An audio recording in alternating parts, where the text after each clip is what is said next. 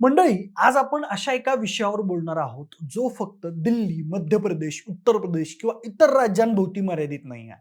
तर हा विषय फक्त आणि फक्त महाराष्ट्राशी आणि महाराष्ट्राच्या केंद्रातल्या ताकदीशी निगडीत आहे. ही ताकद म्हणजे नेमकं काय? तर आपल्या समाजातले मूळ प्रश्न हे लोकसभा, राज्यसभा याच्या भोवती फिरत असतात. साधा रस्ता करायचा असो किंवा घरातल्या गॅसचा प्रश्न असो, अशी कैक ना अनेक प्रश्न याच संसदेत सुटतात. आणि हेच प्रश्न सुटण्यासाठी लागतो निधी. आणि हाच निधी मिळवण्यासाठी केंद्रात लागते ताकद. आता ही ताकद कुठून येते? तर ती येते आपल्या निवडून दिलेल्या खासदारांमधून. आता ती कशी येते? की ज्या राज्याचे खासदार जास्त, त्या राज्याची केंद्रात ताकद जास्त. आणि इथेच निधीचा प्रश्न सुटतो आणि इथेच संगनमताने आपल्या सुरक्षेचे कायदे तयार होतात. हा मुद्दा क्लिअर झाला. आता थेट प्रश्नावर येऊया. तर प्रश्न असा आहे की हे डिलिमिटेशन जे सध्या कायदा येतोय आणि महाराष्ट्राच्या केंद्रातल्या ताकदीची नेमकी काय भानगड आहे? या डिलिमिटेशन कायद्यामुळे महाराष्ट्राची केंद्रातली ताकद कशी कमी होणार आहे? हे डिलिमिटेशन विधेयक नेमकं आहे काय? याबद्दलची सखोल माहिती जाणून घेऊया आजच्या या व्हिडिओच्या माध्यमातून. नमस्कार, मी प्रथमेश आणि तुम्ही पाहताय विशेष भारी. मंडळी, भारताच्या राजकारणात आणि लोकशाहीच्या पटलावर सध्या डिलिमिटेशन या विषयानं अत्यंत वादळी चर्चा छेडली आहे. संसदेपासून गल्लीबोळातल्या राजकीय कट्ट्यांपर्यंत या विधेयकाची आणि कायद्याचीच जोरदार चर्चा रंगताना दिसतेय. डिलिमिटेशन म्हणजे देशातल्या लोकसंख्येनुसार लोकसभा आणि विधानसभेच्या मतदारसंघांच्या सीमा नव्यानं आखणं आणि खासदारांची आणि आमदारांची संख्या ठरवणं. सोप्या भाषेत सांगतो, एखादा खासदार आपल्या मतदारसंघातल्या 5 लाख ते 10 लाख लोकसंख्येचं प्रतिनिधी म्हणून काम बघतो. आणि समजा लोकसंख्या वाढली की खासदारांची संख्या देखील वाढणार. आता खासदार वाढले म्हणजे मतदारसंघ वाढणार आणि मतदारसंघ वाढले की त्याची सीमा देखील अदलाबदल होणार. समजलं? आता पुढे वळूया. आपल्या लोकशाहीचा मूलभूत नियम असा आहे की देशातल्या प्रत्येक नागरिकाच्या मताचं मूल्य समान असावं आणि एका खासदाराच्या किंवा आमदाराच्या मतदारसंघात साधारणपणे तितकीच लोकसंख्या असावी जेवढी दुसऱ्या खासदाराच्या मतदारसंघात आहे.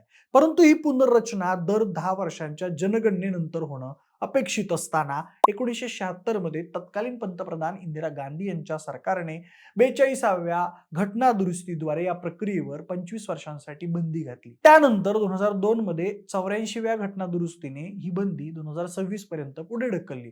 याचं कारण अत्यंत न्याय होतं. ज्या राज्यांनी कुटुंब नियोजन राबवून लोकसंख्या यशस्वीपणे नियंत्रणात आणली त्यांना संसदेतील जागा कमी करून शिक्षा मिळवणे आणि ज्या राज्यांमध्ये लोकसंख्या अनियंत्रितपणे वाढली त्यांना जास्त खासदार देऊन बक्षीस मिळू नये यासाठी.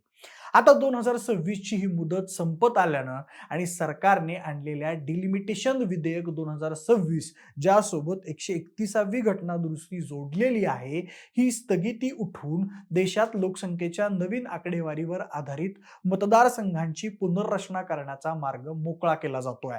सध्याच्या प्रस्तावानुसार लोकसभेची सध्याची 543 ही खासदारांची जागा वाढवून ती तब्बल 816 ते 850 पर्यंत नेण्याचा विचार सध्या सुरू आहे. म्हणूनच हा कायदा सहजासहजी मंजूर होणारा साधा कायदा नाही आहे. कारण डिलिमिटेशन करण्यासाठी आणि लोकसभेच्या जागांची कमाल मर्यादा 550 वरून 850 पर्यंत वाढवण्यासाठी भारतीय राज्यघटनेच्या कलम 81, 82 आणि 170 मध्ये बदल करावे लागतील. आता राज्यघटनेत असा कोणताही बदल करण्यासाठी कलम 368 अन्वये विशेष बहुमत असणं गरजेचं असतं. आता या विशेष बहुमताचं गणित हे 2 मुख्य अटींवर आधारलेलं असतं. पहिली अट, सभागृहाच्या एकूण सदस्य संख्येचं बहुमत. लोकसभेच्या 543 सदस्यांपैकी कमीत कमी 50% जास्त म्हणजेच किमान 272 खासदारांचा पाठिंबा असणं आवश्यक आहे. त्यानंतर दुसरी अट, उपस्थित आणि मतदान करणाऱ्यांचं 2/3 बहुमत पाहिजे.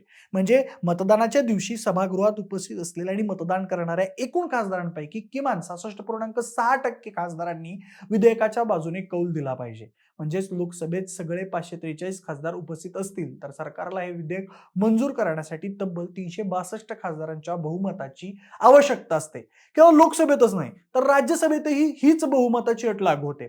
सध्याच्या राजकीय चित्रात भाजपकडे म्हणजेच सत्ताधारी एनडीएकडे स्वतःचं स्पष्ट बहुमत म्हणजेच 272 असलं तरी 2/3 म्हणजेच 362 खासदारांचं हे भव्य संख्याबळ एकट्या सत्ताधाऱ्यांकडे नाही आहे. त्यामुळेच हे विधेयक संसदेत मंजूर करून घेण्यासाठी सरकारला इतर विरोधी किंवा तटस्थ पक्षांची मदत मिळवण्यासाठी अतोनात प्रयत्न करावे लागतात.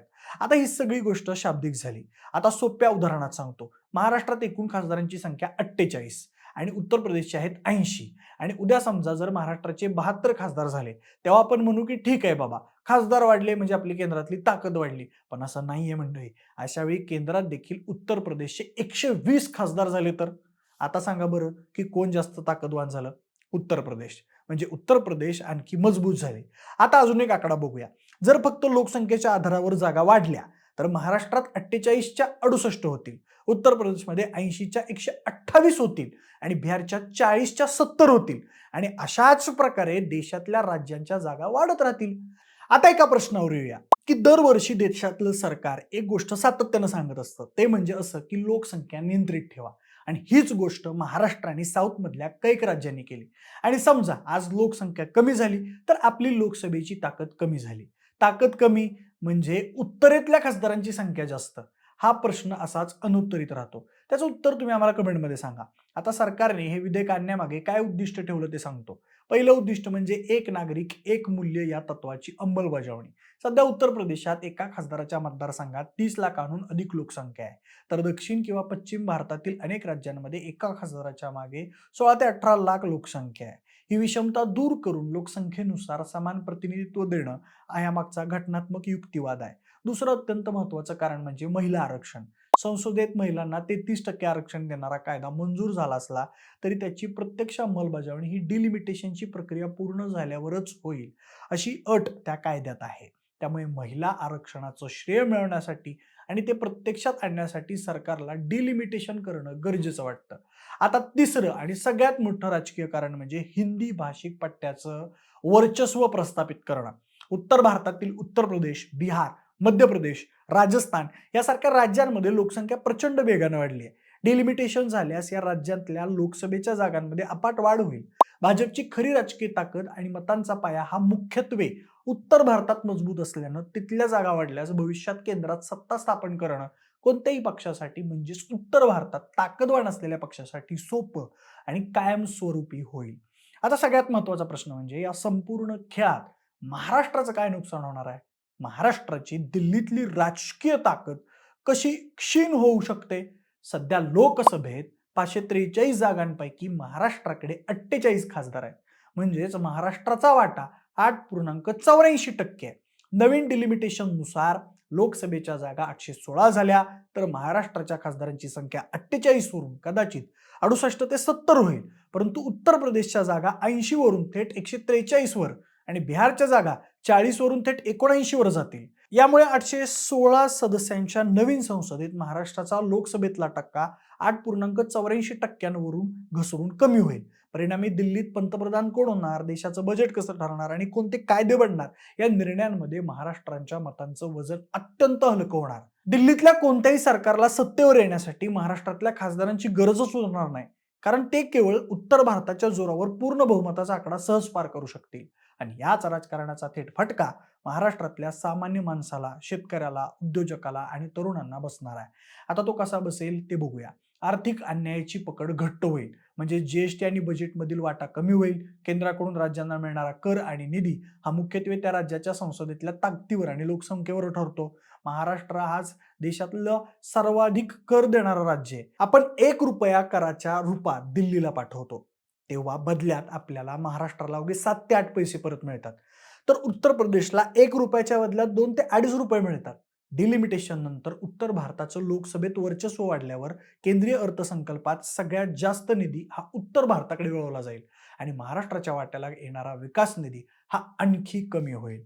त्यानंतर उद्योग आणि रोजगाराचं उत्तर भारतात स्थलांतर होईल. ज्या राज्याकडे राजकीय ताकद जास्त असते, केंद्रीय धोरणं त्या राज्याच्या फायद्याची बनवली जातात. महाराष्ट्रातून मोठे उद्योग, प्रकल्प किंवा आर्थिक चक्र हळूहळू राजकीय वजन असलेल्या राज्यांमध्ये पळवून नेण्याचं प्रमाण वाढू शकतं. महाराष्ट्रातल्या तरुणांच्या हक्काचा रोजगार यामुळे धोक्यात येऊ शकतो. त्यानंतर केंद्रात महाराष्ट्राच्या संस्कृतीचा आणि भाषेचा आवाज सुद्धा दाबला जाऊ शकतो. संसदेत जेव्हा महाराष्ट्राचं प्रतिनिधित्व टक्केवारीच्या दृष्टीनं कमी होईल तेव्हा छत्रपती शिवाजी महाराजांचा वारसा सांगणाऱ्या या राज्याचे प्रश्न, इथल्या शेतकऱ्यांनी स्वतःला संपवल्याच्या घटना, दुष्काळ, मराठी भाषेला अभिजात दर्जा मिळण्याचं किंवा टिकण्याचे प्रश्न आणि स्थानिक अस्मितेचे मुद्दे दिल्लीच्या दरबारी उपेक्षितच राहतील. त्यानंतर हिंदी भाषिक पट्ट्याची धोरणं संपूर्ण देशावर लादली जाण्याची शक्यता बळकट होईल. आता या सगळ्याचा निष्कर्ष सांगायचा झाला तर डिलिमिटेशन ही प्रक्रिया लोकशाहीचा आत्मा मानल्या जाणाऱ्या समान प्रतिनिधित्वावर आधारित असली तरी तिची अंमलबजावणी करताना भारताच्या संघराज्य रचनेचा बळी दिला जातोय. महाराष्ट्रासारख्या पुरोगामी आणि विकसित राज्याने देशाच्या आव्हानाला प्रतिसाद देऊन लोकसंख्या नियंत्रित केली आणि आज त्याच गोष्टीमुळे महाराष्ट्राला दिल्लीच्या राजकारणात दुय्यम स्थानावर ढकललं जात आहे. जर सरकारनं केवळ लोकसंख्येचा निकष न लावता आर्थिक योगदान, सामाजिक विकास आणि कुटुंब नियोजनातील यश यांनाही डिलिमिटेशनमध्ये योग्य वेटेज दिलं नाही तर महाराष्ट्राची दिल्लीतली ताकद ही प्रचंड कमी होईल.